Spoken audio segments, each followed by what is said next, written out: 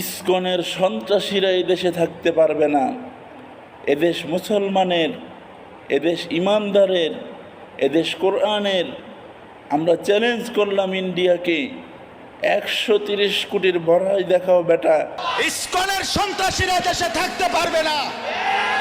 এদেশ মুসলমানের, এদেশ ইমানদারের, এদেশ কোরআনের, এদেশ ইসলামের।